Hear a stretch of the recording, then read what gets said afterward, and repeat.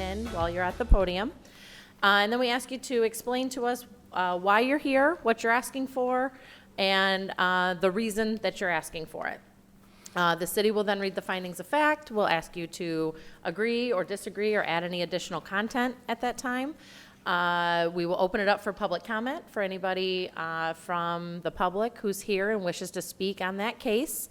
Then we'll close public comment and the board will deliberate. But if you are the appellant, we ask you to stay in the front row because we'll likely have additional questions for you. So with that, will the city call the first case, please? For ZBA case 1829, the appellant Warren Hudson, representing Finn Silver Friedman Development Company, LLC, owner, is requesting the following waivers from the board for 2 additional wall signs, 2 permitted, 4 proposed, and additional wall sign area. The property is located on the west side of Central Park Boulevard between I-696 and Civic Center Drive at 26777 and 26999 Central Park Boulevard. Sidwell parcel 24222262020, zoned ERO-M, Education Research Office. This appeal is to section 8.56, article 8, chapter 99 of the Southfield City Code, more commonly known as the sign ordinance. Hi, good evening. Good evening. Warren Hudson with Friedman Management Company. First, I wanted to thank the board for tabling our... I'm sorry. I apologize. I need a motion to take this off the table, please. I move that this case be moved from the table to the floor. Second. All those in favor? Aye. Okay, sorry about that. Thank you. No problem. First, I wanted to thank the board for tabling this at the last meeting. I think it was a miscommunication. We had asked to have it pushed to this meeting because I was traveling for business, and I think it still made it on the agenda. So I thank you guys for tabling that as opposed to denying it. So, as you guys may know, we took over the property in 2013, roughly 5 years ago. This building is another Friedman success story. We took the building from roughly 57% occupancy to about 75% today. So we've had pretty good luck leasing the building. But as we've leased space, as it always comes up, signage comes up again and again. I discussed the property briefly with Mr. Gardella about a year ago. We felt that it kind of made sense to do a master sign plan at this property as we did with the Galleria Office Center, just so that we had some banked spaces for signs in the future as we're doing leasing. This property is a little bit unique in that it's 2 attached buildings with separate addresses, separate utilities, effectively 2 buildings that are just attached. And because of the fact that the city looks at it as one development, that's the language in the ordinance, we're only permitted to have 2 signs. There was a former ZBA case that allowed those 2 signs to be on the same frontage. But again, if the buildings were actually separate, we would be permitted 2, I believe, per building. So all we're asking for this evening is 2 additional signs, in addition to the 2 that are existing presently. And on the graphic that we submitted, we just had some locations where we thought it would be appropriate to put them.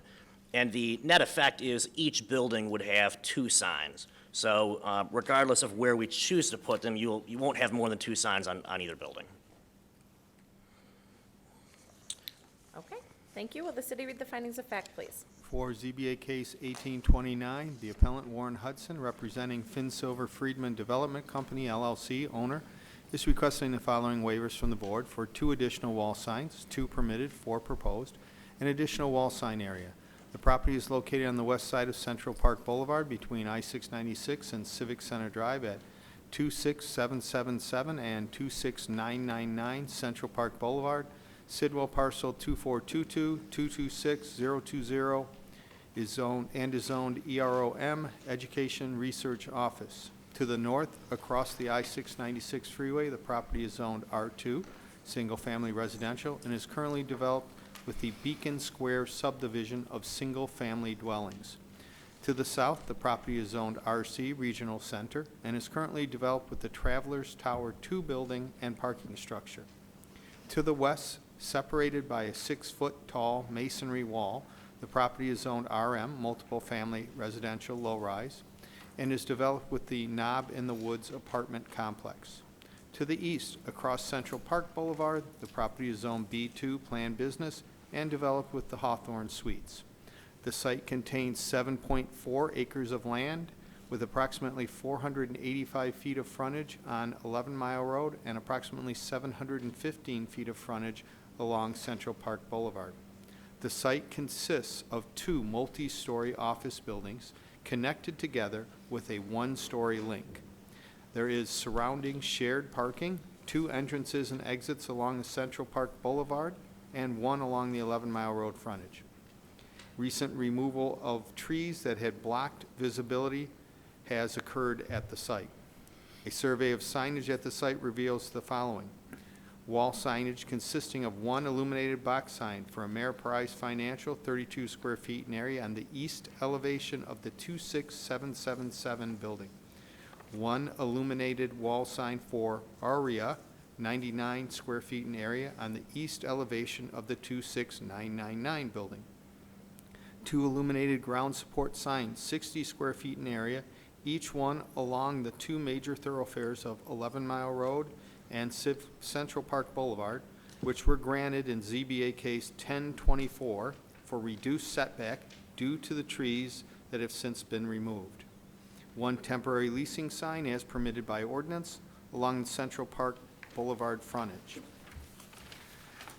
The sign ordinance in the ERO Education Research Office Zone, where the site is located, permits a total for the site of both addresses, 2 wall signs, 1 per major thoroughfare, at a ratio of 1 square foot of sign area per linear foot of building frontage, with a maximum area of 200 square feet. In addition, 2 garden ground or ground support signs are permitted at the site with a maximum area of 50 square feet each for garden ground signs and at a maximum height of 5 feet, or 60 square feet for ground support signs at increased setback requirements. A total of 100 square feet of total garden ground or 120 square feet of ground support sign areas permitted for the site.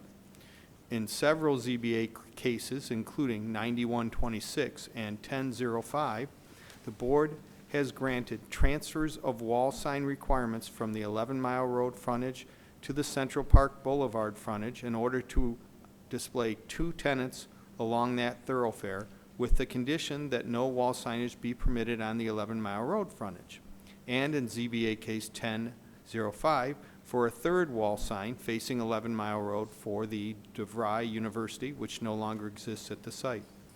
The appellant proposes the addition of 2 additional wall signs for a total of 4.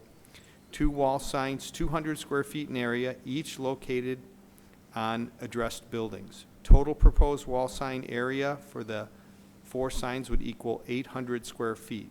The wall signage at the site would now display 4 different tenants. Staff? Okay, thank you. Thank you. Do you agree with those facts? I do. Okay, is there anything else you'd like to add? I would at just this point time? out one other thing, and that is if the 200 square feet number that we've proposed was based on the ordinance, if the board allowed us to have the signs with a slightly reduced square footage, I think that would probably be acceptable to us. I don't know that I can name the name of the tenant, but we have 1 tenant immediately, we just moved in, who's very proud to be in the city. I believe they do the garbage collection for the city, and they would like to have some presence on the building. So we have 1 sign probably in mind immediately, and then the other one would be banked for a future tenant. Okay, thank you. Thank you very much. Will the city read the recommendation, please? Staff's recommendation is for favorable consideration of 2 wall signs per building at a maximum of 200 square feet per building. 2 wall signs permitted, 4 considered, with the following conditions. Wall sign area maintain the ratio of 1 square foot of sign area per linear foot of building frontage where the sign is located. Example, the shorter side of 11 Mile has less than 200 feet of frontage, so the sign would be less than 200 square feet. No more than 2 wall signs be located on either building. The 2 addresses are 26777 and 26999. And the appellant revised to reflect the waivers approved, sign, and date the materials submitted with this case as the master sign plan for possible wall sign locations. And the appellant agreed to eliminate the use of prohibited sign types such as banners, balloons, balloon structures, portable signs of any type, flags other than country or state designations, or individuals or vehicles displaying signage visible to the right-of-way. This recommendation is based on the following. Previous Additional wall signage was granted to this building in ZBA Case 1005 by this board. The board in ZBA Case 1005 based the decision to grant 3 wall signs facing Central Park on the length and design of the building, and the board felt that 3 wall signs would have no detrimental effect on the surrounding buildings. Okay, thank you. Would the appellant like to add anything after the recommendation? No, I think we're good. Thank you very much. Okay, all right, so at this point, we'll open public comment. Is there anyone from the public who wishes to speak on case 1829? Okay, seeing none, we'll close public comment and open it up to the board.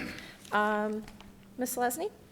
Yes, I'm not opposed to the 2 extra signs, but I was just kind of curious, if you just put a sign on the building and it's not near an entrance that's closest to the offices of the person that's putting, the company that's putting the signs up, then what's the point?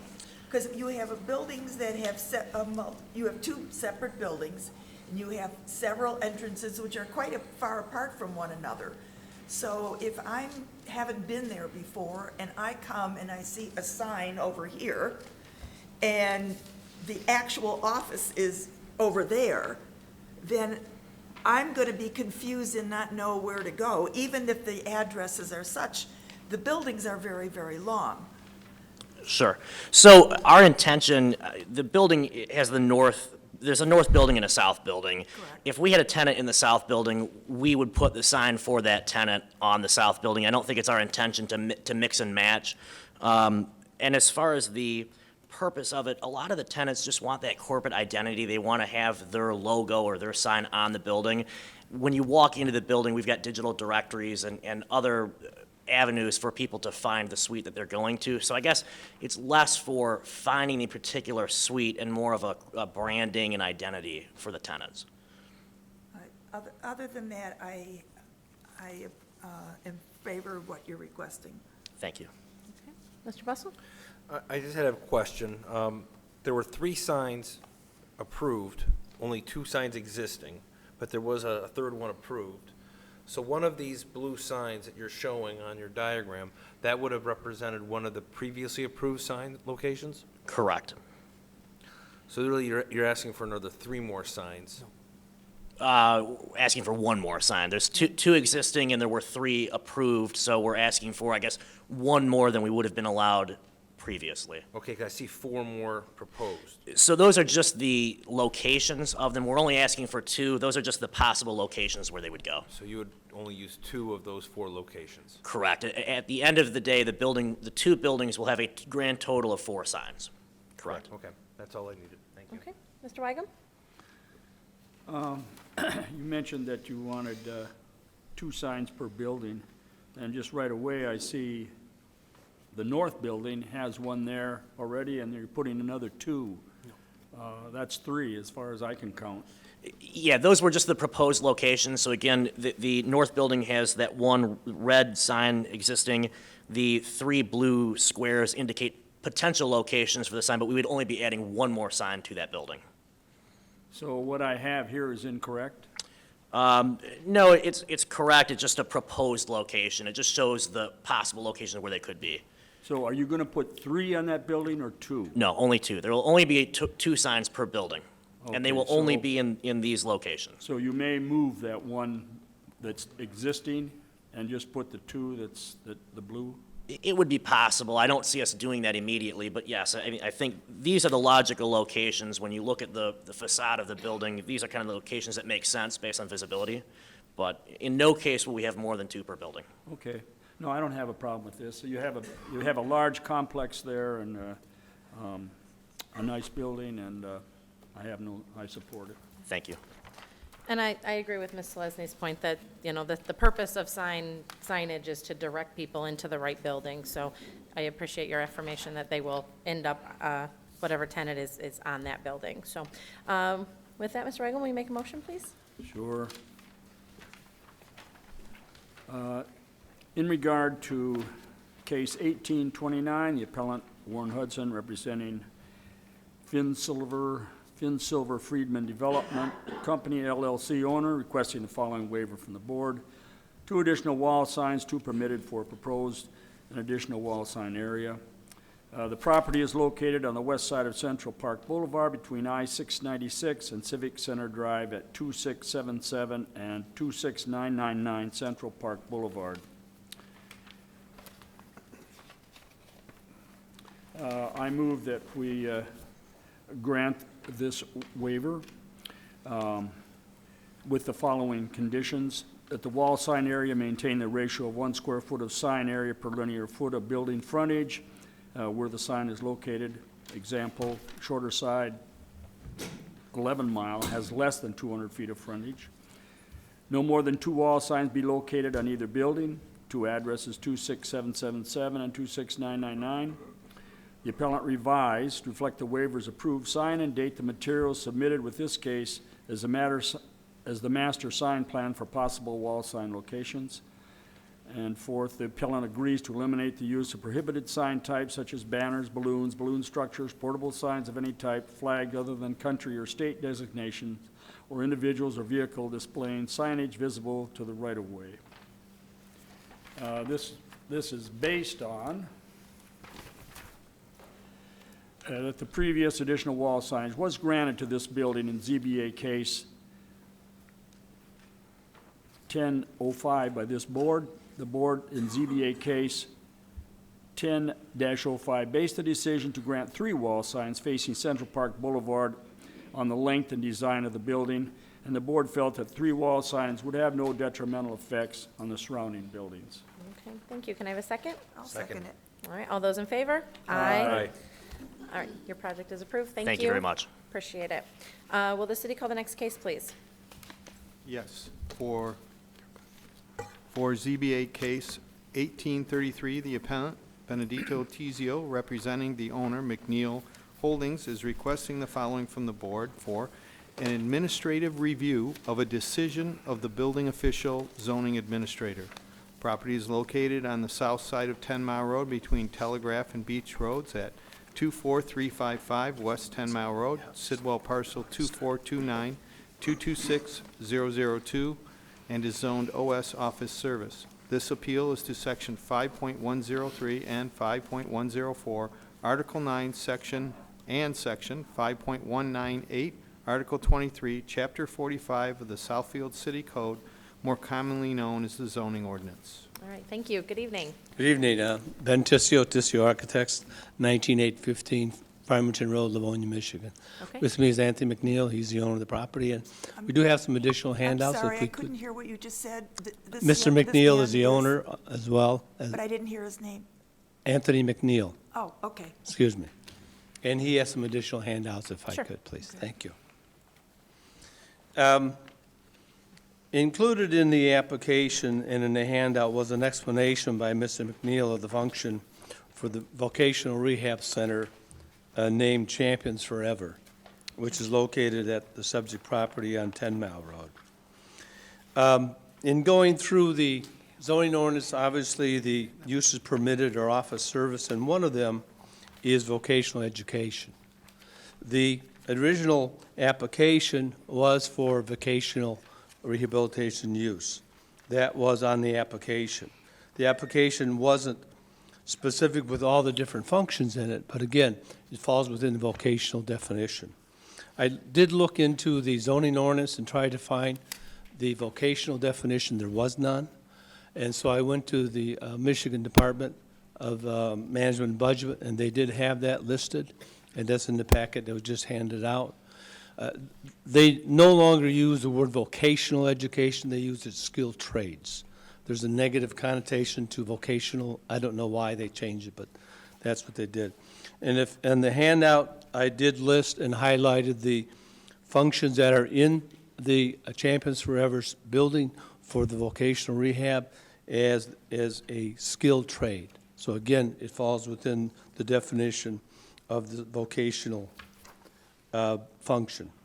On the construction drawings that I submitted for the alterations within the building, in the plan review section, I did list the building as a B business training and skill development, so that it did conform to the building code. And the same thing, in our opinion, in relationship to the zoning ordinance. One of the things that came up recently was that they've expanded in part of their rehabilitation, is they're having students look at and work on engines. This is not for manufacturing, this is not to go out and get a job, this is to help them through their injuries become more functioning in society. So we're not making furniture and selling them or manufacturing it, they're just making them, it stays within the building. I'll let Mr. McNeil explain that a little more. I know one of the things that came up, there was objection, was that they were working on some engines. And the statement was that you couldn't do that inside of an OS service. With that, I'll disagree, because 2 lots over at the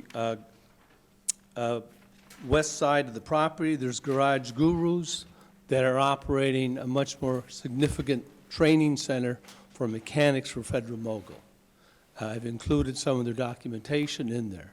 So if it's allowed in that function as an OS on that property, then it should be allowed in ours. So with that, I'd like to turn it over to Mr. McNeil and let him explain to you in more detail the functions of his operations. Thank you. I'd like to take a couple of minutes to look through the handout, because I can't listen to whoever's speaking and read the handout at the same time. Certainly. How about we let the owner speak, and then we'll Okay, take a short fine. recess. Hello there. Hi. Well, Could you just introduce yourself one more time for the record? sure. Thank you. I'm Anthony McNeil. I own a property at 24355 West 10 Mile Road. The largest unemployment group in the country is people who have disabilities. And what we've done at Champions Forever is we created a platform for people who have disabilities, head injury, spinal cord injury, and people with post-traumatic stress to get back with transferable skills to get back in the workforce. So that's pretty much what we do. And within there, we have assembly, like we put together care packages for the kids at Children's Hospital. Also, care packages for kids through the state of Michigan who are homeless. In addition to that, we also have like a little workshop, and where we also own 4 other facilities. We're a division of them. So for instance, if something breaks down at one of the other facilities, they bring over like a little weed whacker. We may change out the spark plug, things of that nature. So. Okay, thank you. Let's just take a brief recess, just a few minutes, Yeah, and give just us a a couple minute minutes. to I wanna look review what you've submitted, okay? Thank you.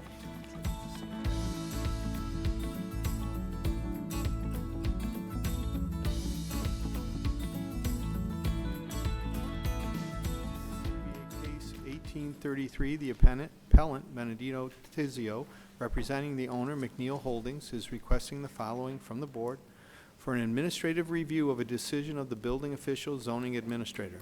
The property is located on the south side of 10 Mile Road between Telegraph and Beach Roads at 24355 West 10 Mile Road, Sidwell parcel 2429-226002, and is zoned OS office service. The property to the north across 10 Mile Road is zoned B3 general business and is developed with a retail center.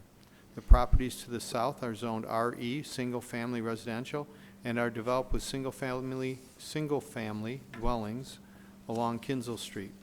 The properties to the east across Kinsel Street are zoned I-1 industrial and P vehicular parking and are developed with a Midas auto repair, oil change facility, and an automobile wash. The property to the west is zoned OS office service and is developed with a single-story medical office. The site consists of a .79 acre lot with a 7,000 square foot single-story office building. Entrances and exits to the site are along the West 10 Mile Road and Kinsel Street frontage. Parking exists along the front and rear of the building with a drive connecting along the west side of the property. Limited landscaping exists at the site. No masonry wall or fencing exists along the rear property line adjacent to the residential properties as currently required in the zoning ordinance. Section 5.101, Article 9 of the zoning ordinance states, "The office service district, OS, is designed to accommodate various types of office uses performing administrative, professional, and personal services. These are typically small office buildings which can serve as a transitional use between the more intense uses of land such as major thoroughfares and/or commercial district and the less intensive uses of land such as single-family residential.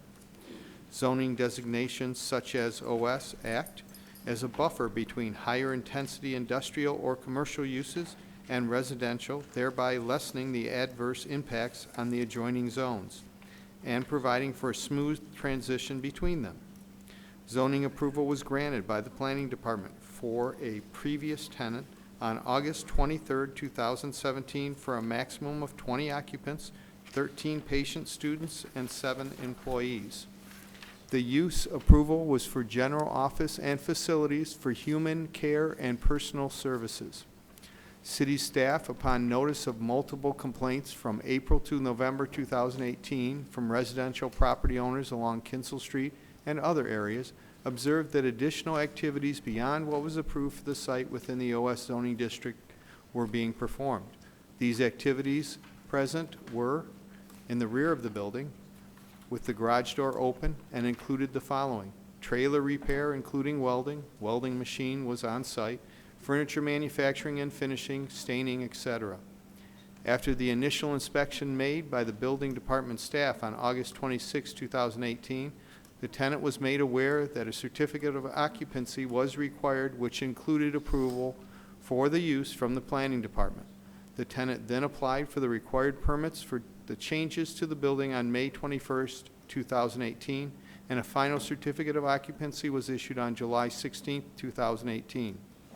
The appellant is seeking an administrative review of the decision of the building official zoning administrator denying the additional uses not in conformance with uses permitted within the OS Office Service zoning district.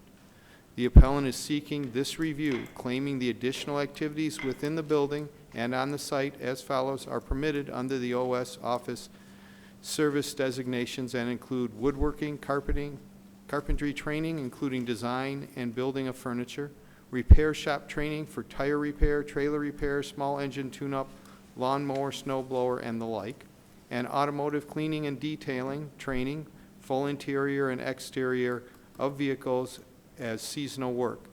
These specific uses are only permitted in the I-1 industrial zoning district within the city. Okay, thank you. Does the appellant have anything you'd like to add to that at this point? Hi, Artesia McNeil Washington, how are you? I think how it was Okay, explained. what's your affiliation with the business or the property? Oh, I initially started it and helped him start the company, so I oversee as one of the board of directors of the company with Okay, him. thank you. So the initial, how he explained it was a pretty simplified version. So I'm sure you're familiar with Irvine Head Injury down on Civic Center in Losser. We do rehabilitation for head injuries and spinal cord injuries. So we saw a need where our patients were having to go to Novi or to Warren to receive vocational rehabilitation services. So that was the beginning of Champions Forever. That's the long or the short of it. At the facility on 10 Mile, our patients go there and they have set goals. There are therapists in that building, vocational therapists, licensed counselors, certified chefs that work with the patients. So where he may have said engine repair, it's not just about repairing the engine. It's about the problem solving that we all take for granted to get through that engine repair. We can look at a manual, we can watch YouTube, and we can follow it out. These people don't have that capacity. Mm-hmm. So where, you know, they talked about manufacturing, these people don't have some of them don't have the fine motor skills to operate a drill. So, the things that are being stated, the clients really don't have the capacity to do that. The initial planning in which I sent out the emails, we started with arts and crafts. And the population really changed to be viable. To make it a viable organization, it became more men. Well, realistically, I can't have a group of men making jewelry. I can't have a group of men making care packages. Yes, they'll participate a few times, but there becomes a time where they want to do more hands-on items, more hands-on masculine crafts. So that's how we ended up with refurbishing furniture. So my brother Tony and I, we pick up at Salvation Army, or the staff at Irvine would bring in old pieces of furniture, and they would sand them down and learn to refurbish. It just became a more of a masculine thing. But it's not just about refurbishing the furniture. You and I can look at it and say, okay, this should take me a day. It'll take them 2 weeks. So it's about the time gold. I can tell you, you can read and say, I need to do X, Y, and Z. I got to buy the sandpaper. I got to buy the stain. I got to sand it down, to follow the steps. It's a day is one entire step. We may spend a whole day or two sanding and going back and forth over the exact same item because it wasn't done, or they forgot, or they got distracted, or those things that come with a head injury. Or because of the physical limitations, they can't stand long enough to complete one project. So it isn't, to hear it sound so simplified, it's not fair. It's not fair to the craft. It's not fair to the therapist. It's not fair to what we actually do every day. We all take for granted that we can wake up and go out into the community and live our lives. These people, the one piece of furniture that you'll see, you saw some of the things in the brochure, they may have taken a month for 3 people to do one thing. Okay. And that's really, we take it for granted because we could do it in 3 days. So the therapist will work with the time, the skills necessary to do it, the process, the problem solving, all those things that, are deficits of a brain injury. We may have to work with them day after day, hour after hour, cueing them, reminding them to complete a task, to go back over it. So it's not manufacturing. They can't do that. Okay. So I'm sorry, I get a little emotional No, that's because, okay. I've been doing this, for quite some time, but it's not manufacturing. This is therapists working with patients to complete a task that can later lead to them maybe working at Myers, just handing out that flyer when you go. Being at the movies, ticket taking. Those are the small goals we work towards. But it's the mere fact that they get to be inclusive in society again. So in the majority of the residents at Champions Forever are actual Southfield residents. So it's not like we have people coming from all over the state. These people are from Southfield. I would say out of the about 7 residents there, 5 of them live in Southfield. So we're treating our own community. So I'm sorry if I got a little emotional. That's great. No, I appreciate it. Is there anything else that the appellants want to add? Otherwise, I'll have you take a seat in the front row, and we'll open up to the, yep, absolutely. So let's open the public hearing for anybody who wishes to speak on this case. We ask you to step forward and state your name and address, and again, please sign in on the podium. So is there anybody wishing to speak?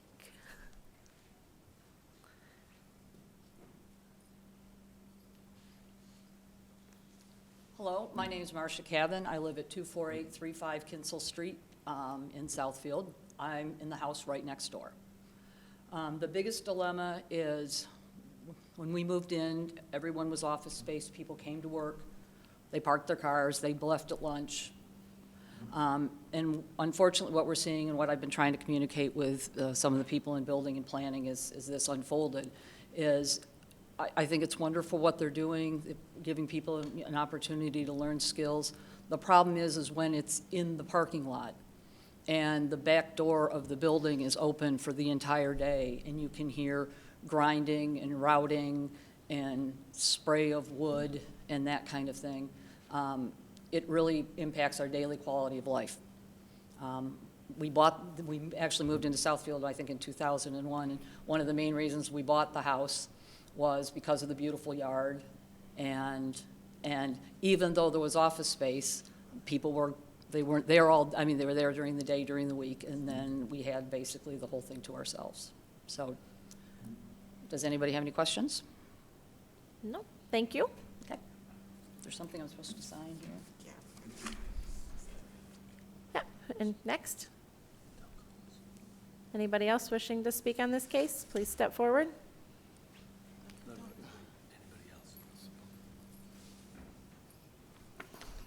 Hello, my name is Gail Mazie. I'm the president of Oakland Village Civic Association, which surrounds this development. Our P.O. Box is 394 in Southfield, Michigan, 48307. 037, I think. This is an error on here. This property has been difficult for the last several years. And my sense is that the owner is renting it to people without advising them of what the limitations might be, and without any sense at all of the neighborhood that's immediately behind. And Ms. Cavan, of course, is directly affected because it's across the entire side of their property. Whether something's being allowed further up 10 Mile is sort of irrelevant to me because we're looking at this particular location. And what they're offering is wonderful. It's a service that's absolutely necessary. The problem is the location. For the last, I don't know how many months, they've been parking a truck across the driveway, which I'm not clear of the reason for, that's there 24/7. I assume to avoid cut-through traffic. But for the previous tenant was taken to court 13 times in order to resolve the problem that was visited upon the Cavans, because they were running a party house in effect, and they had their people there all the time. Now, this is restricted. It isn't happening on weekends. It isn't happening at night. However, the concern is that if you ignore the zoning, that then the next little stretch will come and, we'll have more of a problem. Kinsel Street has been subjected to a great deal because it's got Telegraph Road on one side, it's got the charter high school at the south end, and it's difficult to maintain residents in this town if we are not going to be sensitive to their needs. I understand we need businesses, and I understand that the service that these people wish to perform, as I said, is essential. The problem is location. For years, that was the NCR building, and I'm assuming the only reason it has a garage door in it is that they would drive in and offload trucks. But the garage door leads to the impression that this is different than an office building. Okay, and the garage door faces the cabins. And again, I am concerned that we will wind up in the same situation we were with the previous tenant of going to court time after time after time because there are new infractions that occur. And I guess I would urge you to, to stick with what is appropriate in the OS office service. And it is a buffer zone. It was put there for a reason. There is no wall because apparently it was not required at the time. And it's a problem. Thank you. Pamela Jarrell, P.O. Box 155, Southfield, Michigan, 48037-0155. My telephone number is 248-346-0439. Here we have a family that has had a business in the city of Southfield on Lasser for many, many years. I think anyone in here that has ever been hurt and had to go through physical therapy or some kind of vocational rehabilitation, the effort to rehabilitate you is based on the type of job that you do. If you look at the commercial for team rehabilitation, the man lifts boxes at one of the packaging companies. It could be Federal Express or Amazon. His physical therapy is tailored around what he does on his job. I agree with this young lady that men are not going to want to make jewelry. If it's manufacturing, then it should be a foreman on site and some other things. Everybody knows what it means to actually do manufacturing. But to come here and make it appear as if they are knowingly and willingly violating the ordinance, I think is a really sad thing. Now, I'd like to ask the homeowner that's complaining, we have an ordinance regarding cars and parked cars and cars that do not work. I'd like to ask the homeowner, does she have any cars that are disabled parked in her driveway? Okay, but I don't think that's appropriate for this meeting, but that's a code Well, it enforcement. is, because but if it's you're code going to enforcement, you can complain file a about complaint with code someone enforcement. else, then you ought to know that what you're doing that's not right is not of concern. And, you know, I've been coming to these council meetings for a long time. And this isn't pertaining to their issue, but this is why there's a perception that the policies don't work for everyone else. We have an apartment complex here, Sapphire Apartments. We've got seniors for a whole year that have been living in conditions that are just unsanitary. The city of Southfield has not condemned that building. We've got a business owner here that's trying to do the right thing. Thank you, David, for asking me to stay focused, but you know, you can always use situations to kind of help you with what you're saying, and these are just examples. So to have a business owner here that's doing the right thing, that's trying to help other people, if it's vocational services and it is services that will rehabilitate and get these accident victims back to a productive life, I think we should allow what they're doing if it's appropriate for the business, without all the criticism, without the appearance that it might be racially motivated. We need to stop that. Thank you. Thank you. Anyone else wish to speak on this case? Please step forward now, or we will close public comment. Okay, seeing none, we will close public comment, and we'll open it up to the board.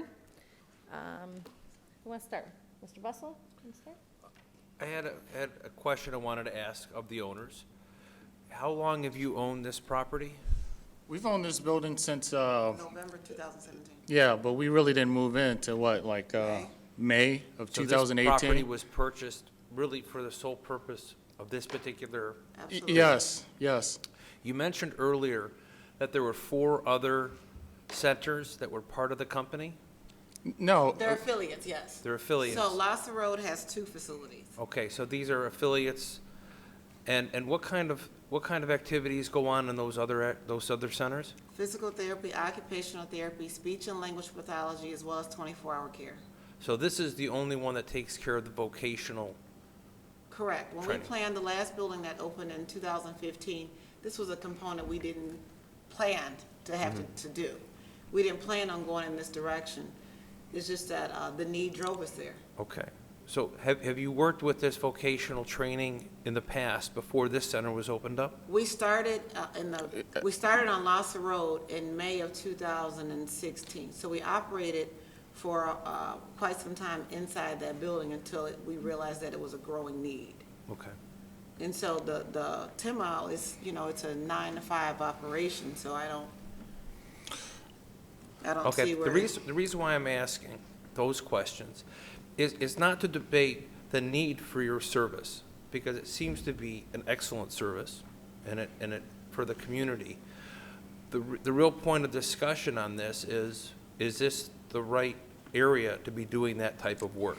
Yep. That's what this whole administrative review centers around. Not necessarily whether the service is needed or not, or the service is worthy or not, because it sounds very worthy, but it's whether this particular location is the appropriate location for the services that are provided. That's what we have to decide. Understand, the building was, at the time of purchase, we were informed by the people, the original owners, that it was open as a cash register assembly facility.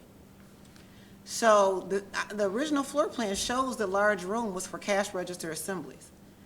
So that was the building before, and then when those owners, and we met the original owners, when they decided to retire and close this door, it became the meeting space, which rented to randoms, whoever needed to rent the space to, which is, I guess, where all Yeah. these problems that these owners, the residents are speaking, and I understand.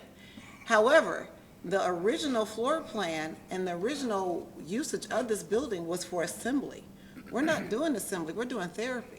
The question I And- now have is, Just calm down. question I have for the building department, there was a mention in the, stating the fact that there was an allowance for this to be used for in 2017 Okay, this was the, okay, never mind. That was for this particular purpose, for the 20 occupants, 13 patients, and students, and 7 employees. And we're still underneath that. We're still Right, within okay. all I that. thought that that So was a that's previous. not a previous tenant? No, that's them. That's Okay. the current owners and the current tenant. And we are well within that. Yep. Right. Also, No, I just wanna make sure. also, I would like to add, when we purchased this building, it was pretty much dilapidated inside.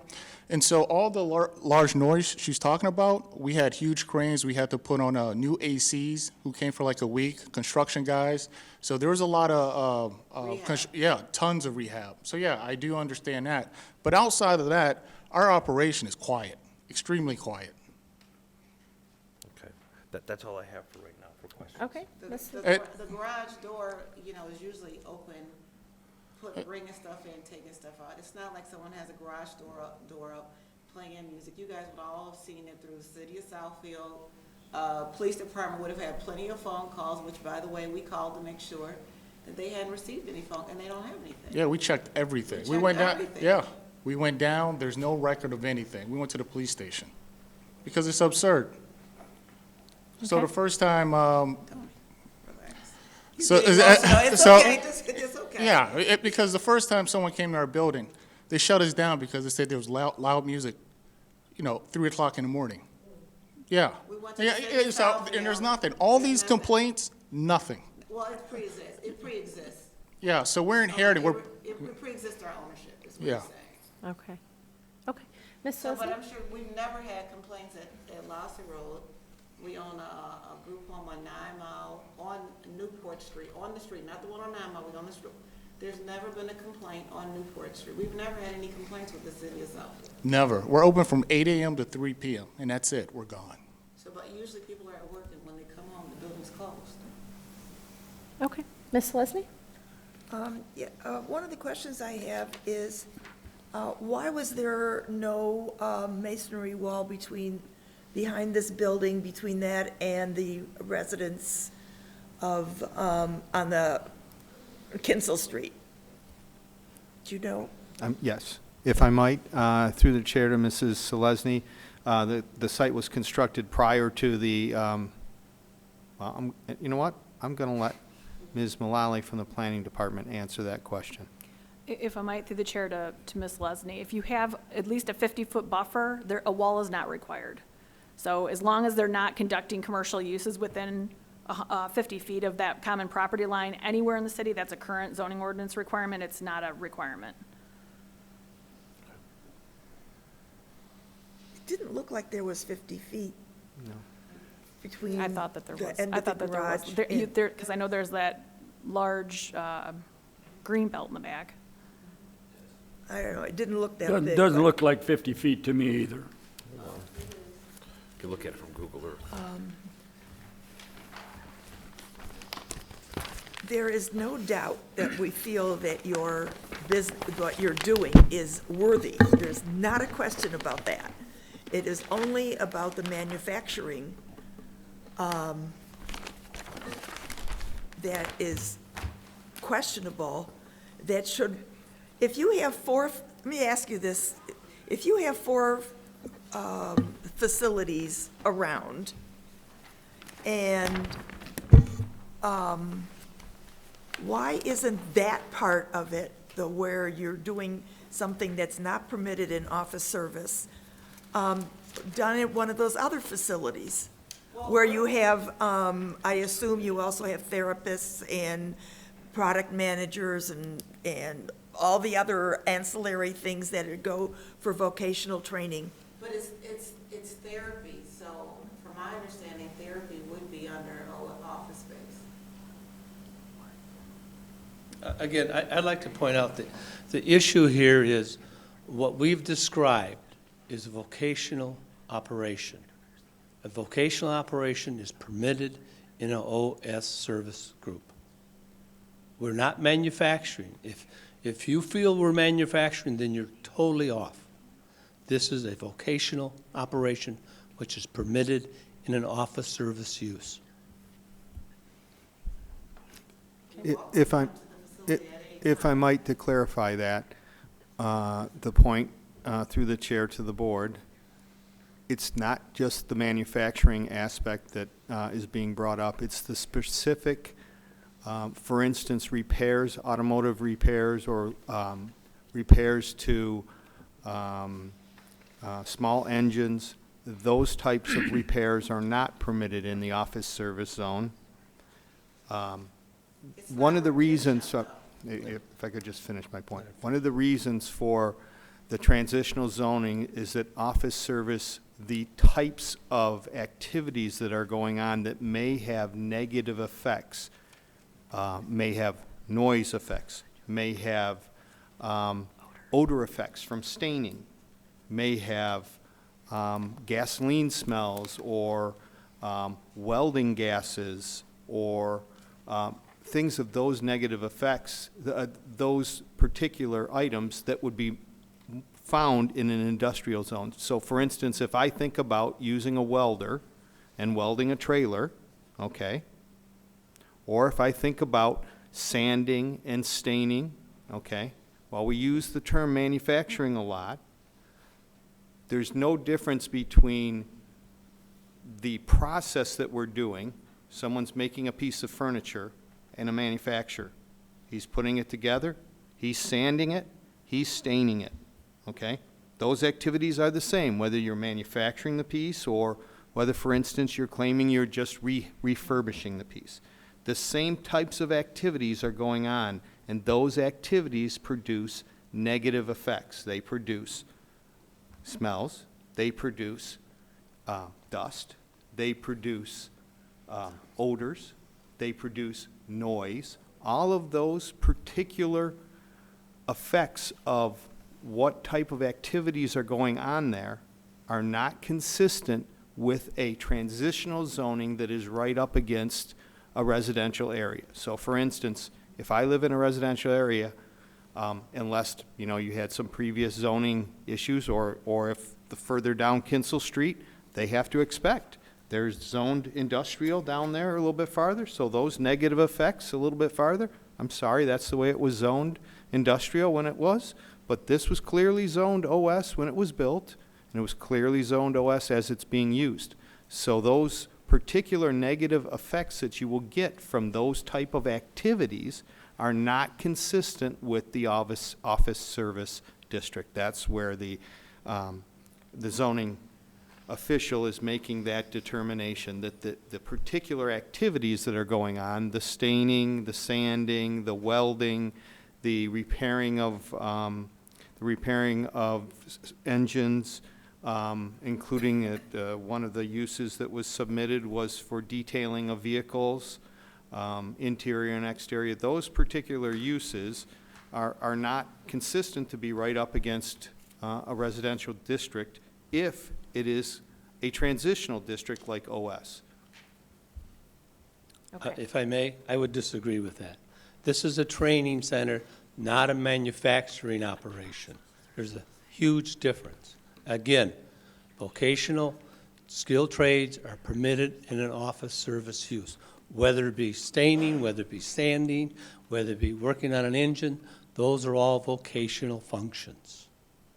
And again, if you find that this is inappropriate here, then I suggest you get a hold of Garage Guru and ask them to leave as well, because they have a much bigger function. They operate on heavy-duty vehicles. That's their training. We're talking about fixing lawnmower engines. You can't compare that to a diesel truck. This is a totally different operation. This is skilled trades. I totally disagree that this is manufacturing. It's not possible. If I might, through the chair, I'd just like to address the comment of Garage Gurus.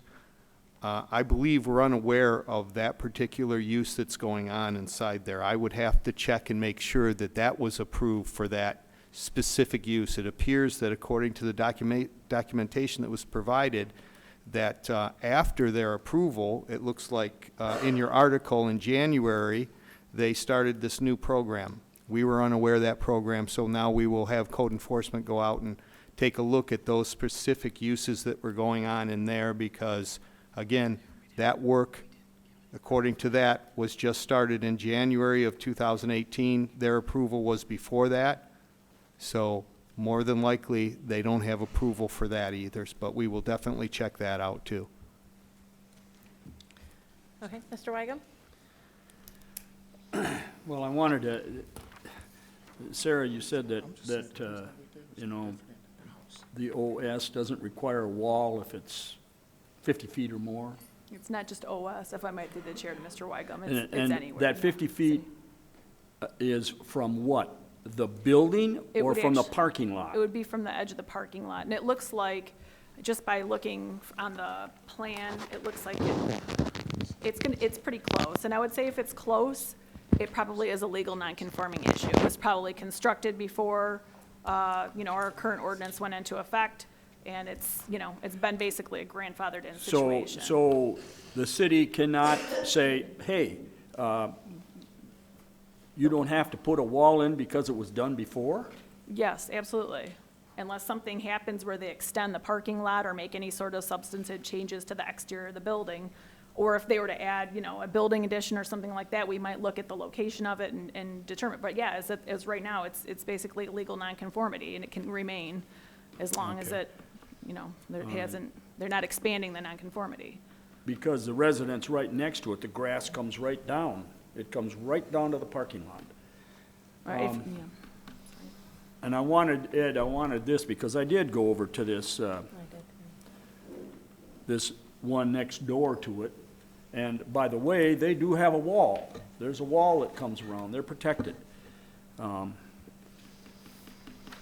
But this, you know, I don't have any problem with you training, and I think it's a great idea, but to me, it's in the wrong spot doing that. I mean, to take it to the nth degree, say you're training, if you say, oh, we're going to train them to make firecrackers or something silly like that, but yet it's in the neighborhood, and it shouldn't be done. I think it's just very, very clear in the write-up of the regulations, the OS versus II. It's very clear that this does not fit. My suggestion, as Myra has said, perhaps move some of the things that you're doing on some of your other sites to here, and move that out to where you can do it. It's an industrial area. So as far as I'm concerned, it does not meet the OS requirements. Can I ask, because, you know, like, you know, obviously we're here for consistency. So what part do you feel like does not meet the requirement? Just what Ed said, when you're doing staining, repair, motors, all of the things that are listed in here that does not meet, and I don't care, you say it's training, so it's okay. It isn't. Well, that's not what it is. That's not what I said. It is training. However, you sound like it's full of engines. One engine came in over the past year that they worked on. Yeah, it's not the bulk of the business. Probably 3 or 4 tables or pieces of furniture were refurbished in a year. So it's not a situation where you walk in and you see engines and trailers. It's not that.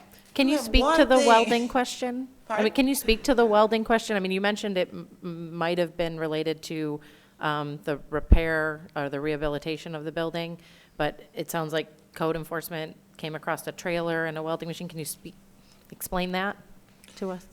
Yeah, the trailer was more of that has nothing to do with the business.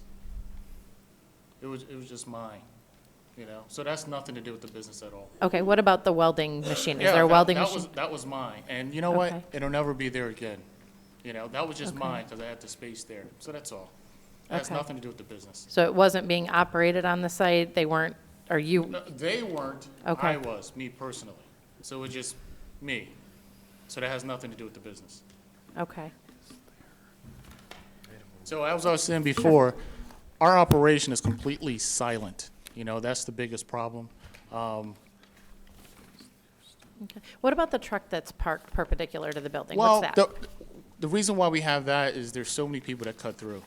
I It's didn't hear it's the answer. insane. We have that because, It stops them, they turn around. There's a lot of people that cut through the parking lot. And also with our clients, they can easily get hit if they're out on a cigarette break. So it's more of a hazardous. That's why we have the truck angled like that. In fact, the neighbor, she liked the idea because it was pretty, there's a lot of cars that come through there. Okay. Just between Kinsel and 10 Yeah, Mile? there's a lot, there's a lot. So really, it was a safety issue initially, Okay. and we just stuck with it. So you have clients that may not be able to rotate their Sure. head fully to the left or to the right to see a Yeah. car coming. So instead of worrying about that constantly, we blocked it off. Okay. And also, I like to add that these clients, you know, a lot of them suffer from paralysis, their whole left side, they're in wheelchairs, they're in walkers. They suffer from confusion within a couple of minutes. They're very low functioning. So the word manufacturing should be totally thrown out. Okay. Mr. Bussell, you had another question? Yeah, I did have a question, and really it's a question to the building department. On the plans from the architect, it shows two areas of that building that are usage areas. One is a computer lab, one is a woodworking area. So those were approved by the building department, correct? So those particular uses were for the assembly of the items that were stated in Sarah Mullally's approval of the site. That's what was supposed to be happening in there. Existing computer lab, existing, it says existing garage and a wood shop area that's completely enclosed in there, within there. And I believe they were gonna assemble thing, they were gonna make,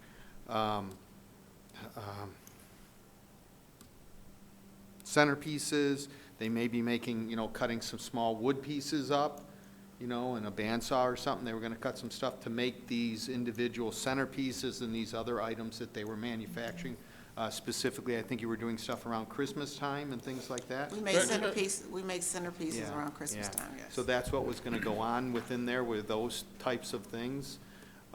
If you look at the drawing of what was presented in the pictures, I don't know if he actually has a, I don't, in the other one, did you actually have a picture of the whole back area where the work was being done? It was like right out in the main area here that says existing garage.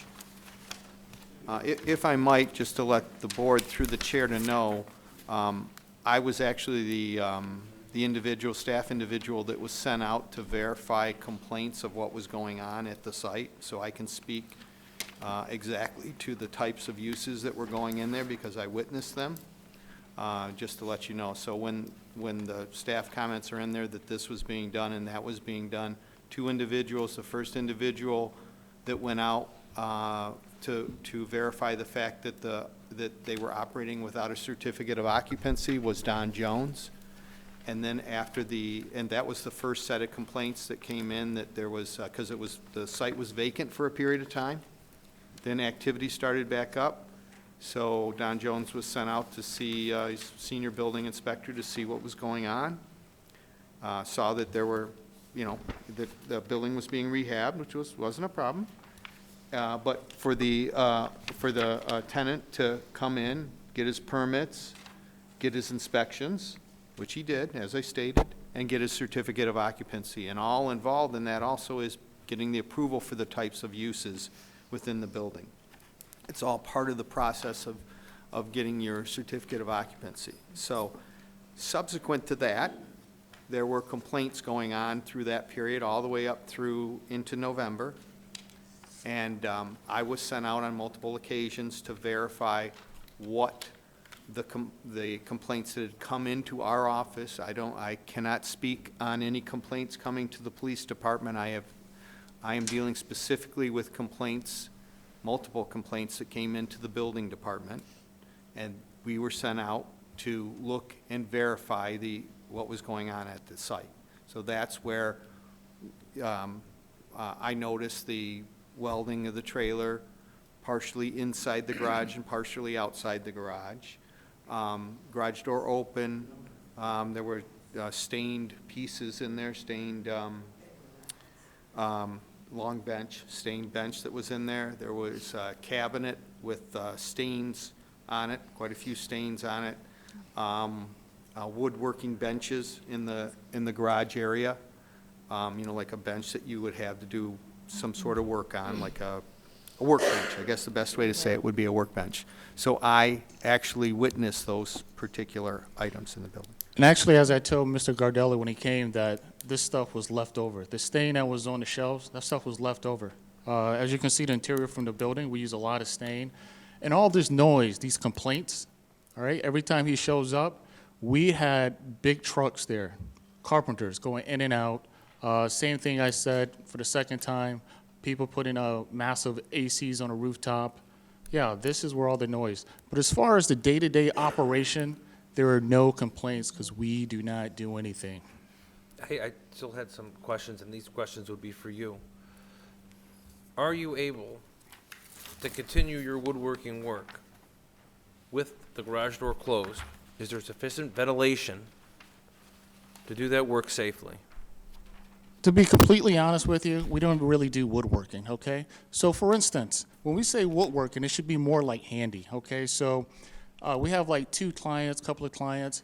They will follow our job coach, Justin. So I can say to Justin, this room right here is a little isolated. We need a window in here. So what they do is they cut a hole in a window. And so what they're doing is they're making modifications to the building. That's what they're doing. Okay. But everything that can be done, yes, can be done with the door closed and has been. And safely? Yes, So that yes. they wouldn't have a problem with Yes. fumes or? Yeah, we're not doing large projects. Everything we're doing is very small. In the beginning, things were big. You know, that's where all the noise was coming from. But where things are now, we're at a place where things are running smoothly. I mean, what about the small automotive repairs? I mean, Yeah, at some you know point you what? fire And- it up, and right? how, and how I am, I shouldn't have been completely open and honest, you know? But the thing about me is, like, if Ed ever stops by, you know, we're operating a little mini bike that was given to us, because these guys, what they want to do is they want to change things up sometimes. So it's a little mini bike, all right? You change out the spark plug. Listen, happened one time. One time. So what are the men doing if they're not doing the woodworking or the? We also have repairs? video editing. These Okay. guys also do activity packages. Yeah, they hardly do that. Painting. Yeah, I mean, I agree with you. If the city approve, and maybe I'm not agreeing with you, but I feel like if the city approved woodworking, I think the woodworking That's my is- point. Yeah. My point is that, and this Not is the just, concern, but yeah. when I am proposing, though it's not a motion, proposing that if you were to say continue with woodworking, and you could do all those activities with the doors closed. Yes. And that there was sufficient soundproofing so that, you know, you wouldn't be able to hear it from the outside.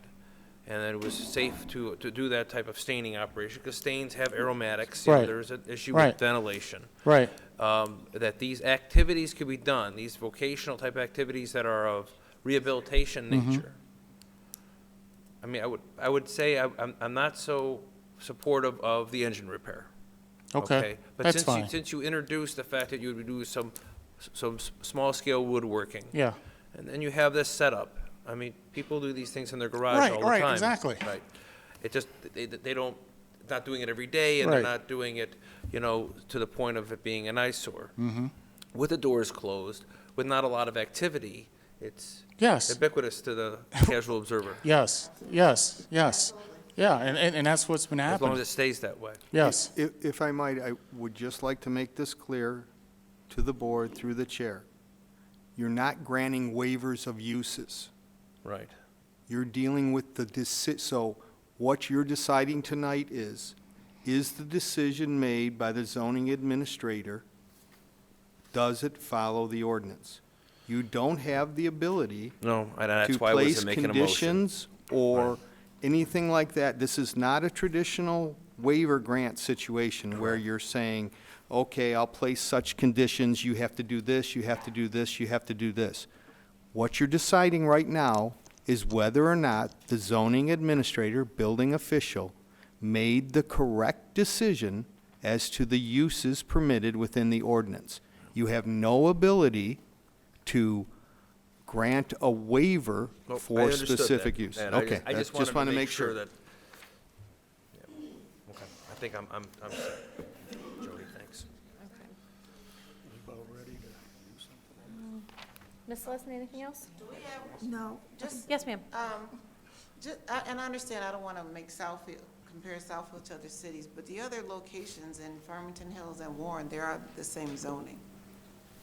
So, and then like, Garage Gurus, JVS, it's all the same zoning. So I don't understand how, and JVS was right on Southfield Road and it backed up to a community. Midas backs up to the same street.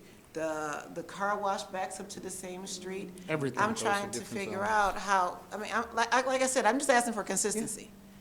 So the competitors that do the exact same thing in different cities, the competitors within the same city do the exact same thing. Everyone has the same zoning. We're just asking for consistency. If I might, through the chair, to answer the appellant, those aren't the same zoning districts that you just mentioned along Kinsel. Those are zoned industrial. But they abut the same street.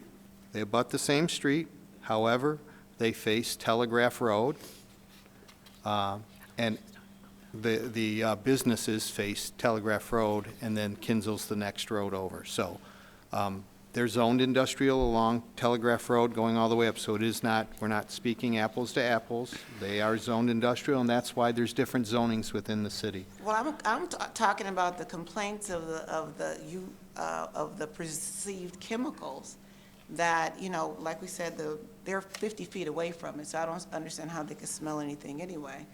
But that's just me. Further than 50 feet. But you're talking about smells and chemicals and their ability to accept what it is that we do. But, it's just concerning that the presentation of what is being done here was kind of skewed, that it was skewed as manufacturing. We're talking one engine, a trailer one time. You just happen to drive by that one day. We agree everything can be done with all doors closed. We don't have any records of these complaints that Mr. Gardella is talking about. We've been in South for over 20-something years. You guys send everything in the mail. So, we don't have records of these things other than Mr. Gardella driving by saying. So what kind of licenses do you hold? Do vocational schools require licenses, if we're going to call it a vocational school? They don't require any license. Do you hold a medical It's office license? the or- therapists hold a license. The therapists hold a license, and then you get a Doctors. certification from the state of Michigan, which we're working on right now. Okay. So, So, but And that's the not- certification isn't required to operate? No, it's not. It's just Okay. required to get, to accept employees of the state. So like Employees if- of the state? So like a postal worker, or Okay. like Oh, I see. like Okay. a state police officer. Okay. So the certification from the state allows you to take various other referrals. That's all it does. So we have doctors and we have therapists on staff, Okay, so. okay. and if I There's might. no mechanics on staff. It's only I- therapists. What I'm saying, the type of people that we have, this is really at a hobby level at best. Okay. At best. And I already explained their capacity. They can't do anything. So the things that I'm hearing, Okay. yeah. And we're so far away from the neighbors. Okay. If I might, I just wanted to add one. The comment was brought up several times by the appellant that the city has, in some way or another, misrepresented what's being done at the site, but we simply took what you provided to us for the case, which says you would like to do woodworking, carpentry, design and build of furniture, repair shop training, tire repair, trailer repair, small engine tune-up of lawnmower, snow blower, leaf blower, trailer, etc. Automotive cleaning and detailing. These are items that you submitted to us for the ZBA case as far as what uses that you wanted to do in the building. So that's what we wrote the, Nothing says manufacturing. no, I'm saying it says design and build of furniture, That's not repair shop. If it Re- takes, re- okay. manufacturing is a process. The stain that you put on. Okay. It says design and build of furniture. It says repair shop training, tire repair, trailer repair, small engine tune-up of lawnmower. This was what you presented to tell us these were the uses that you wanted to do within the site. This is your document that you provided so that when we wrote up our findings, this is what we based what you wanted to use in the site. And also, you were invited to come into the building, all you guys, and no one would come. We want you to see there is not even close to manufacturing there, and everyone refused. And again, staying on the same line, you're reading from this document, correct. But I asked you to read again the first line in the paragraph. It says vocational rehabilitation. Doesn't say manufacturing. It's vocational rehabilitation. You missed that one. It says woodworking carpenter training. Where does it say vocation? Oh, vocational premises. It says finished items are used within vocational premises. I'm reading this. I'm just asking you where it is. Up at the top. At the top, under the logo.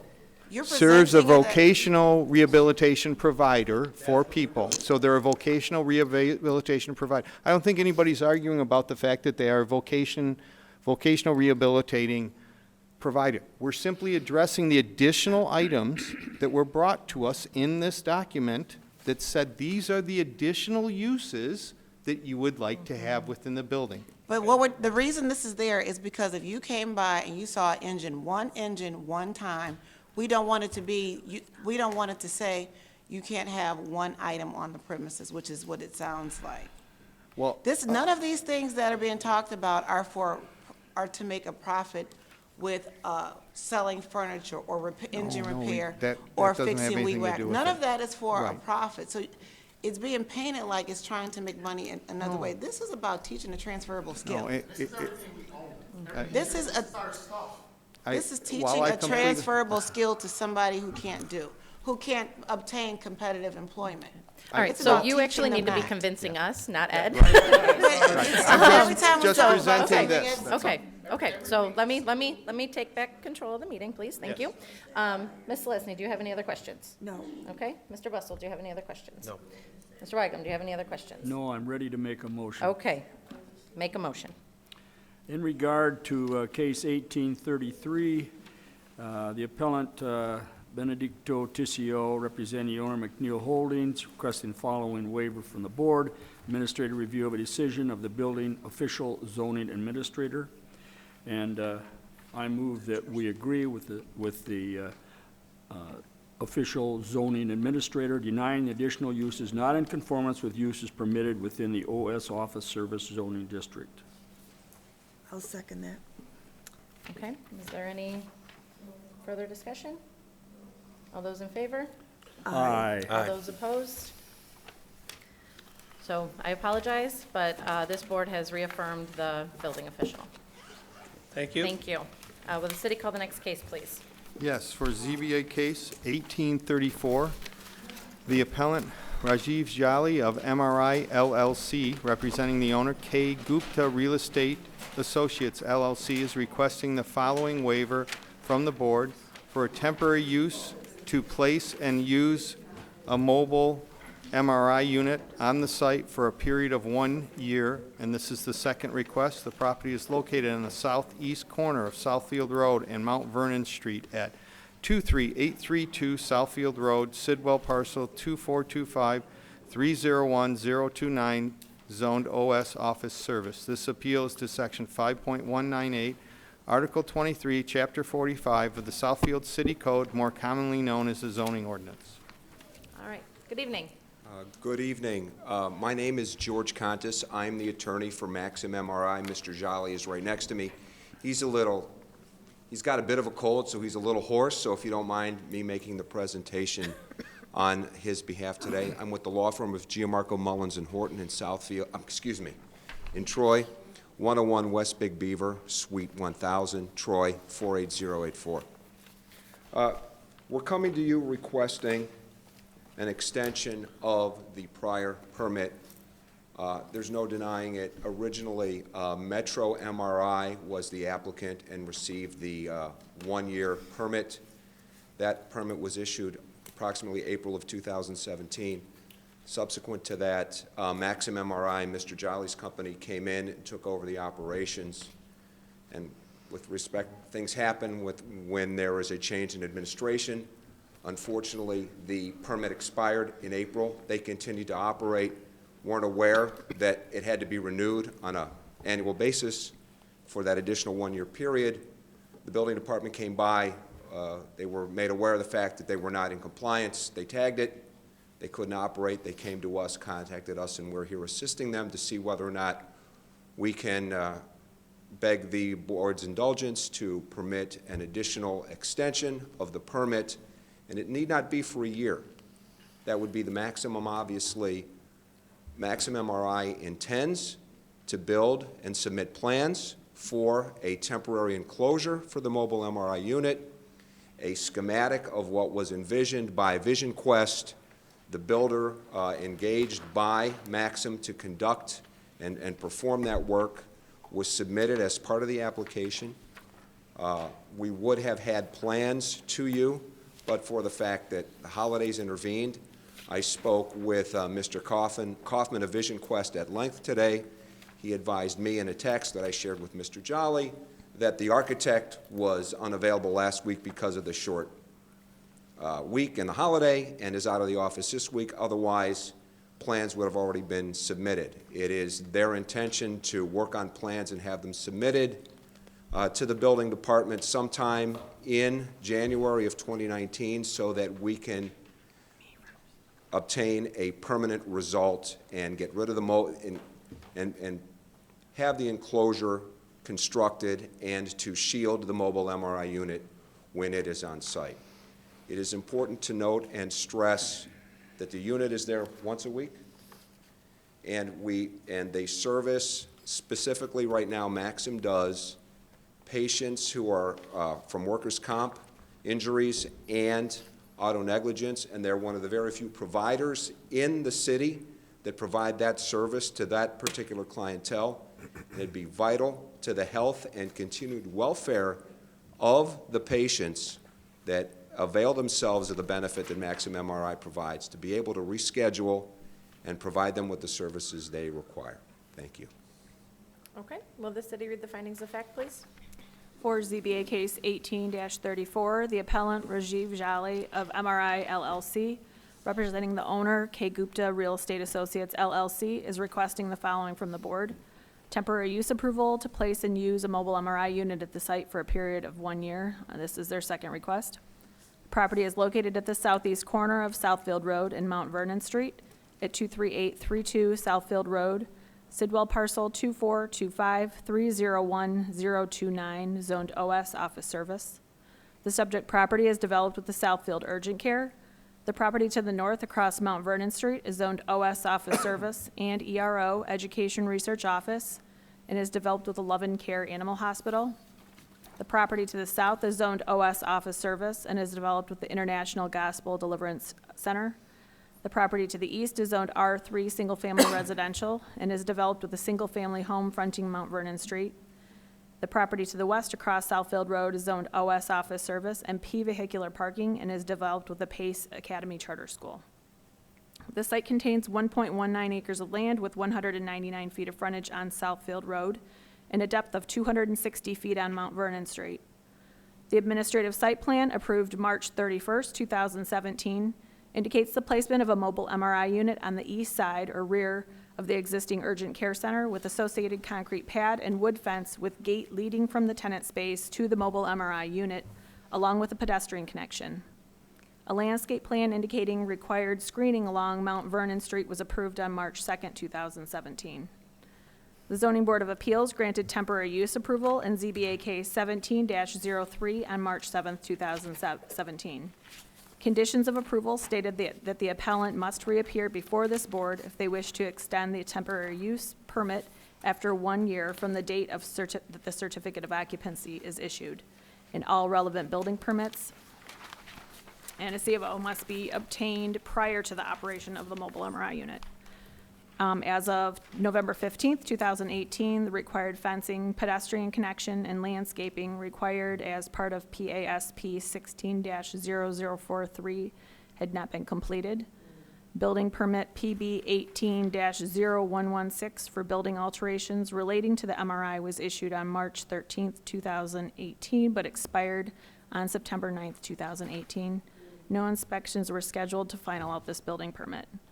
The certificate of occupancy cannot be issued until the site improvements listed above are completed and the building permit is finalized out. The building department observed the mobile MRI in use on November 1st, 2018. And then just some details on the MRI unit. It measures 8.5 feet wide by 48 feet in length, 13 feet 6 inches high with a painted metal exterior. Okay, thank you. Do you agree with those facts? Do you have anything else you'd like to add? Okay. Okay, will the city read the recommendation, please? Staff's recommendation is that the proposed temporary use permit be denied based upon the following findings. The appellant has not complied with the conditions of PASP 16-0043 or ZBAK 17-03. However, the mobile MRI has been in use at the property. Okay, thank you. Is there anything else you'd like to add or speak to at this moment? If not, I'll have you take a seat and we'll open the public comment. The only thing that I would like to add is, again, now that Maxim MRI is now the operator of the MRI unit and responsible for it at the location, they're committed to moving forward.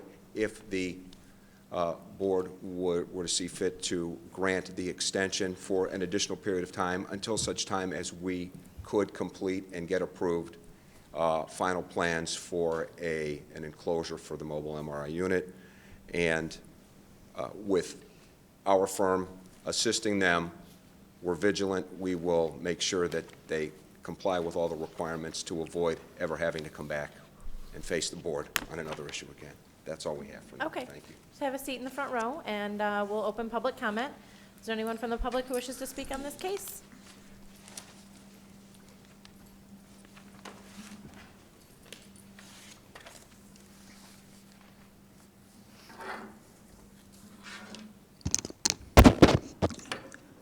Good evening.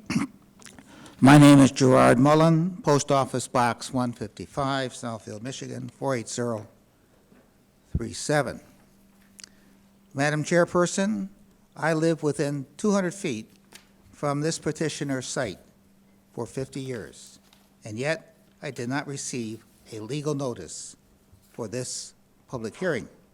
And it was not due to a failure of the U.S. Post Office. Instead, as you will later find out, it was due to a failure of this board, a failure to notify, which is a violation of Public Act 110 of 2006. The act mandates that you folks here follow certain rules. Sad to say, in my case, you didn't follow those rules. The rules are that you are required to give all property owners within 300 feet of the petitioner's property a proper legal notice, at least 15 days prior to the public hearing. In my case, that didn't happen. History has a way of repeating itself again and again, and tonight is no exception. A similar situation like this happened almost 7 years ago, to be more precise, on January 23, 2012, at the Southfield City Council meeting. And to top it off, it involved myself and this very same petitioner. I protested that night about the legal notice, and the city attorney agreed with me, and thus the city attorney canceled that public hearing and also the following public hearing. You can verify this by checking the minutes of that meeting, which are online. Regarding tonight's public hearing, I did receive a legal notice, but it is not the correct legal notice. It is the notice for case 18-35, which is over 3 miles from my property. When I first received this erroneous notice, I did a little detective work, and I surmised, at best, that only one set of legal notices got transposed.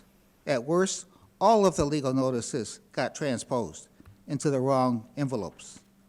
I suggest you folks here null and void both of these public hearings tonight, that is 1834 and 1835, and do a redo, as was done back in January of 2012. Thank you. Okay, is there anyone else from the public who wishes to speak on this case?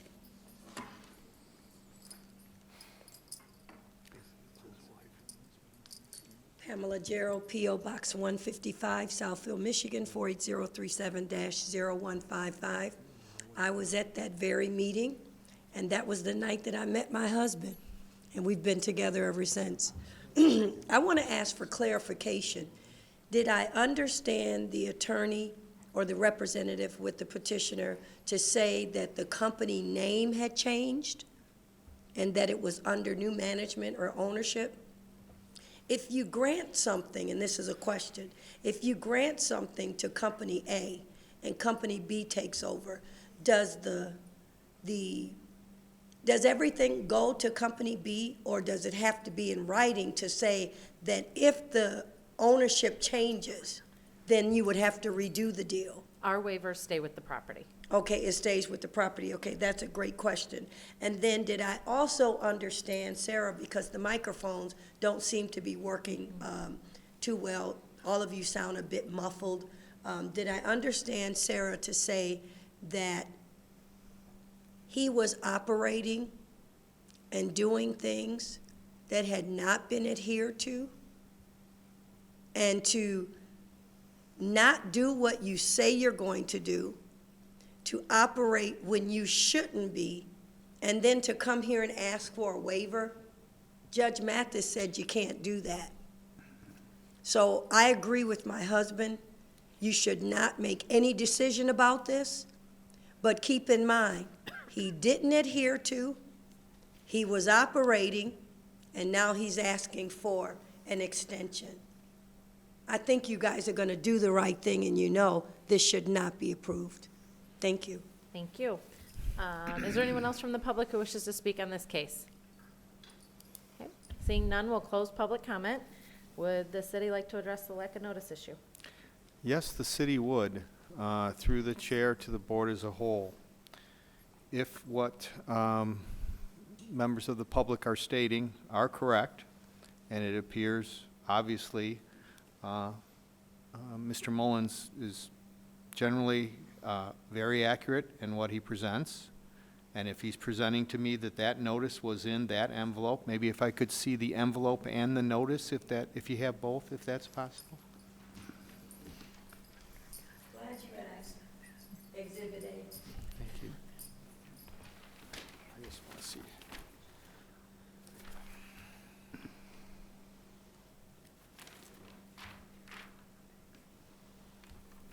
Thank you. Totally correct.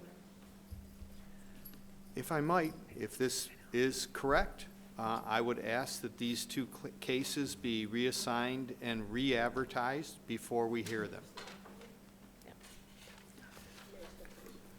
These two cases? Well, my indication is if the notice for 35 was sent out to the wrong people, that would tell me that the people for 35 may have gotten 34, and the people for 34 may have got, staff would have to investigate this farther. Could it be a one item?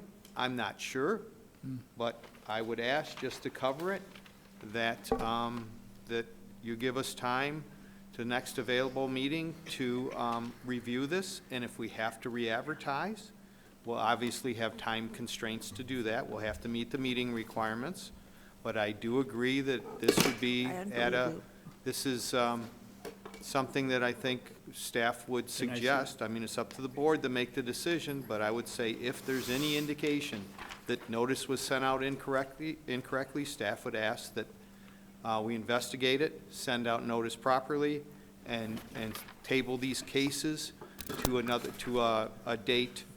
They don't have to be tabled to a date certain, because we're going to have to re-advertise. So the advertisement will be the date. So I would agree with comments from the public on this, and I think that that is a prudent thing to do. Yeah, I agree. Yeah, I will make a motion then that we postpone these two cases until they are advertised correctly. And to the right adjacent property owners.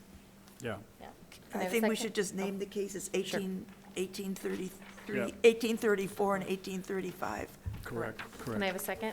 Second. All those in favor? Aye. So we will be back in touch, or the city will be back in touch with the appellants on 34 and 1835 Correct. for the next meeting. Correct, Leland? Okay? Sure. You need to identify yourself And your address, please. Tamara Offer, 26300 Telegraph Road, 26400 through 460, 24981 Northwestern Highway, Southfield, Michigan. So I'm in the property adjacent to the property for 1835, which is also my property. I did receive notice to that property for this hearing. So I understand a one-off case potentially for someone that's 3 miles away, but I did receive notice for this. I've been waiting for this for a long time. Starbucks has an out in their lease. I've already been fined $175,000 because I can't get a sign up. And if we table this any longer, they have a 30-day out in their clause. I just built a beautiful plaza on Telegraph. I mean, I don't see why I'm being penalized here because of another property that didn't receive notice. I did receive notice. I'm adjacent to the property. I'm directly next to it. I received my notice properly. Does the city have anything that they could go back to the office and quickly identify what was sent? Is copies kept? If I might, to the chair, could we Recess briefly? recess for maybe Okay. 15 minutes? Sure. So we can go back, Brianna can go back to the office and pull the records and files.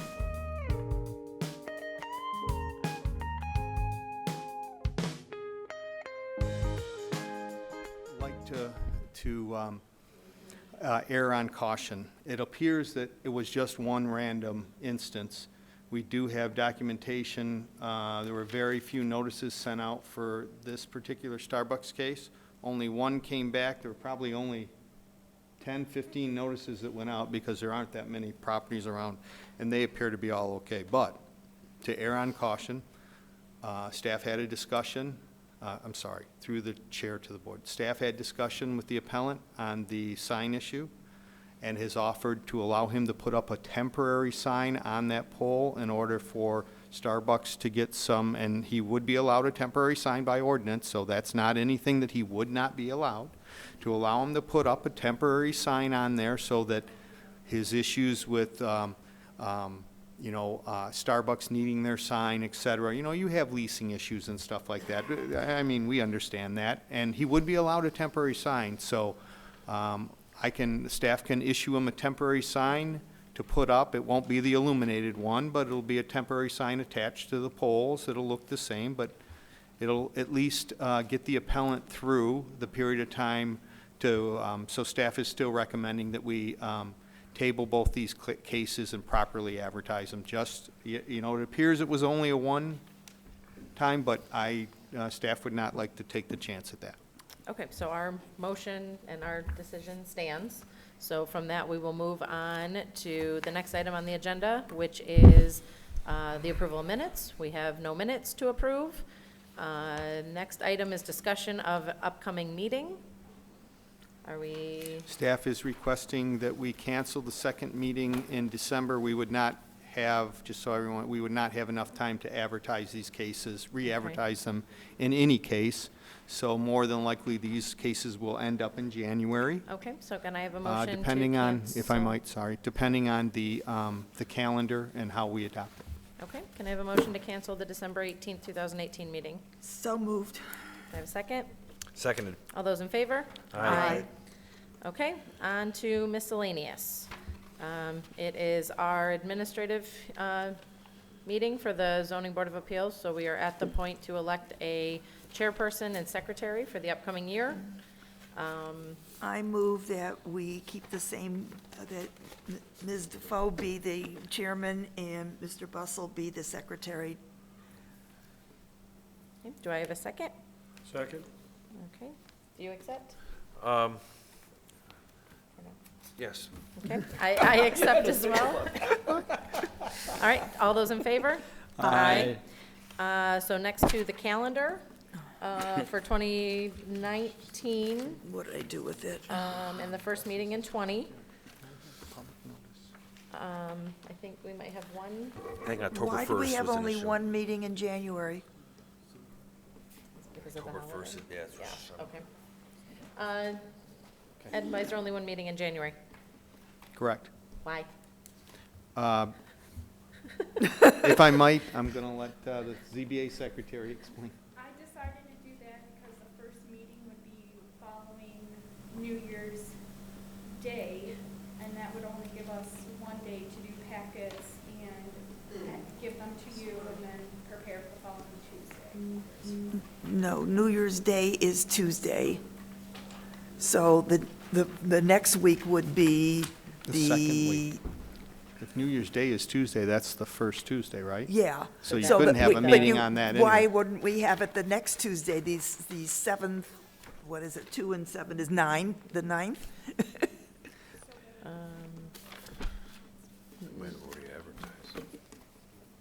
Hold on a second, what year am I? I'm in 20. Just curious. Okay, that's fine. I mean, if we don't think we have the cases, I mean, probably maybe Okay. one meeting is enough if we're already canceling December 18th.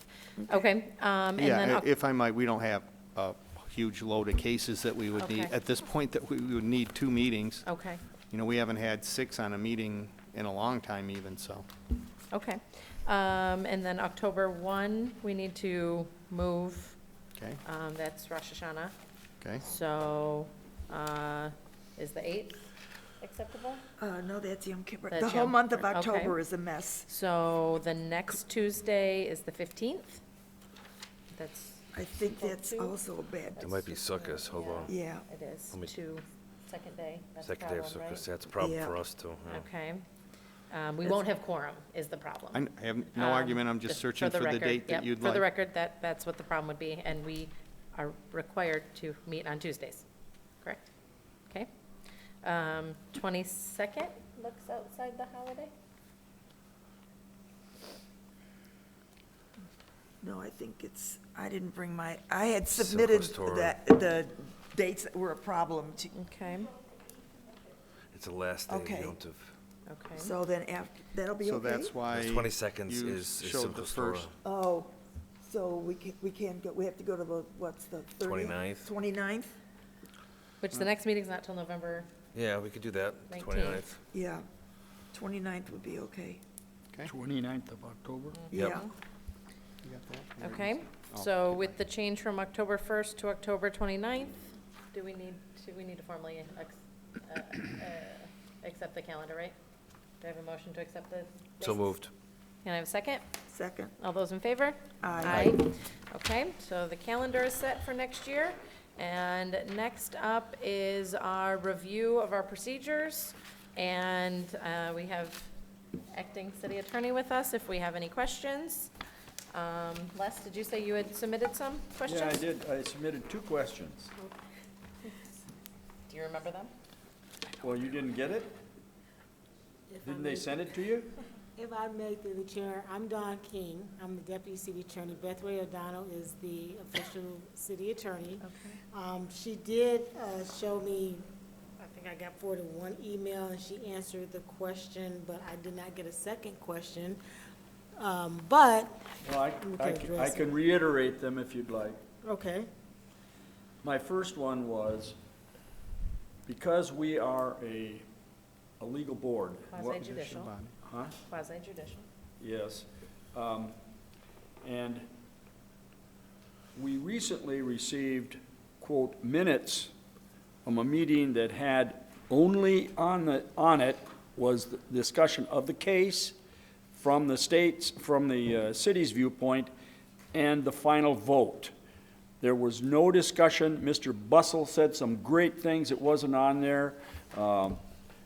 I may have even said something erudite, but it wasn't there. All we had was this bare bones. And so my question to you, is that legal?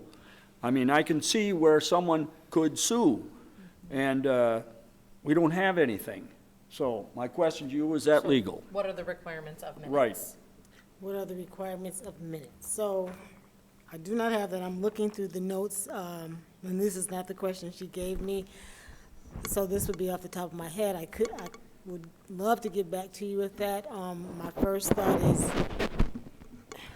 in this day and age, I know we have minutes and things are recorded, but if you're saying you wanted something in writing, it's a summary is my first thought. And if someone made a request and said, through FOIA, for example, that they wanted it, I think that would require some more work. I don't think that it's making it not legally valid to have it Well, I'd like you to verbatim by I'd word. like you to discuss Okay. it with your colleagues and Yes, I and come will. up with something. Yeah, because I think there's 3 Oh, sorry. types of minutes. Like, there's summary minutes, or there's Right. action minutes, which I think are exactly what we got, those really bare bone these are Right. the actions we took. right? Action minutes, and then discussion minutes, which include a little bit of anecdote around what the discussion was. And then there's the verbatim minutes, which is what we've done for the last quite a few years, Yeah. is my understanding. But now we are being recorded, so that was the only thing that I wanted to put on the table, is a discussion of how the board feels about going to maybe a more discussion-based anecdotal minutes that would be obviously much shorter than our verbatim minutes that could be reproduced through video. That's what we had before, and when I first encountered this verbatim, and I saw my oohs and ahs and all that kind of stuff, I didn't like it, but now I like it. Because it gives the flavor of the meeting, and so I would like it to continue. My second question is this. What things could the board do that might put us in legal jeopardy or the city in legal jeopardy? I want to know if there are things that we shouldn't do, say, et cetera. We haven't faced this, but I don't want to face it. Do you mean while officially acting here? While officially acting as a board, Okay, so when we're convened. when we're convened. Okay, just want to clarify. When you're convened, you're asking what actions or not, so I just. would like some guidelines. Okay. Or something to say, these are things that you shouldn't do, that might put the city or the board in legal jeopardy. I would assume that you can't do this off the top of your head. And so I guess I would ask you to talk to your colleagues. Yes. And give us something, some kind of directions. I don't And, know that. and you're just speaking in general terms as far as, because my first thought is obviously interaction, when you have someone at the podium, for example, arguing back and forth with someone at the Exactly. podium, something Or if- like that. If someone is yakking and our chairman says, that's enough, sit down, I just want some kind of guidance. Right. That, not from a respective point, but from a legal point. Well, the first thing I would say, I know you have rules of procedure, which I'm assuming are similar to what we have for city council, so I would review those and I'll get back with you, but my first thought, obviously, is, you're not gonna commit any criminal offenses by coming around and, approaching someone Exactly. I mean, personally, if he's so, up here and- right. And I hit him or something, Right, obviously. right. Right, so, So- yes. Those are my two questions. Mr. Bessel, any questions? There was a question I had that I forwarded in, and it really had to do with when we're talking about land use, and we're making a motion for a waiver or approval of a waiver. There have been some times when we have added in different like landscaping elements, sometimes landscaping for screening, and and also some stipulations on, I think I've even done this myself, where I've asked questions about, exterior building materials. And is that even in our purview? Now, this, excuse me, again, through the chair, if I may, I'm sorry, I'm having a really hard I'm time sorry, let hearing me you. pull up. Can you hear me better now? Yes. Okay. Again, through the chair, I believe this was a question that Ms. Ray O'Donnell may have addressed. And if you want to correct me, because I kind of read over what she had answered, but it was about, you said landscaping in terms of, better yet, let me just read what she put, because that might make it easier. She said reasonable conditions can be imposed to lessen the impact of the variance on adjoining piece of property. For example, maybe this isn't it. Something about landscaping, that if a landowner wishes to build closer to the lot line, needs a setback variance, he or she may wish to propose or accept placing additional landscaping or some aesthetic improvements to minimize adverse effect on the neighboring property. I'm not sure if this is addressing it, and if it's not, then I'll give you my card and I'll further I think in detail. particular, there's one I remember where there was a solar panel array that was being requested by a resident. They were gonna place it on their side yard. And we added a stipulation for some screening on the street side of the array. Okay. The appellant did not object to the additional landscaping. But I thought about that after we had finished that meeting, and I'm wondering, is that in our purview to request residents to add something that nobody from the public comment requested? Okay. It'd be one thing if there was somebody, like a neighbor, and they said, well, I don't really want to see it, right? But no neighbors showed up. There was no public comment against the appearance of the array.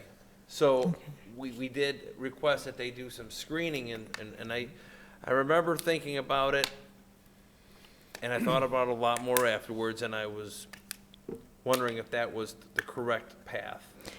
Is that really within our authority to make that request to begin with? And I think that's what she was addressing when she answered the email that I have in place, because it looks like your question was in regards to the screening vegetation, and you said it's in the purview of the ZBA to stipulate landscaping plans, and I'll probably still research it and confirm with her again, but it looks like she was stating reasonable conditions can be imposed that would be within your purview to lessen the impact of the variance.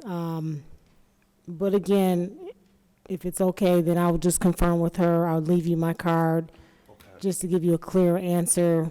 And just email it to me. Right. That's fine. Ms. Lesney, do you have any questions? No, I didn't have any questions. Okay. Does anybody have any changes to our rules of procedures? No, I think they're working pretty well. Okay, do we need to readopt them? We're not making any changes? No? Okay. Although, actually, before we yes. do, I noticed in the back Uh-huh. that it said revised 12/6/16, but I thought we redid them last year, which, wasn't it last year that we? I don't That was remember 2 years doing it. ago. Was it 2 years ago? I think it was. Okay. I don't remember doing it. Yep. Okay. So with that, I will entertain a motion to adjourn. I will make a motion that we adjourn. Second. All right, all those in favor? Aye. Aye. Oh, I would like to tell, for case 34 and 35, you take your paperwork and give it back so that they don't have to duplicate it again. I'll do. Thank you.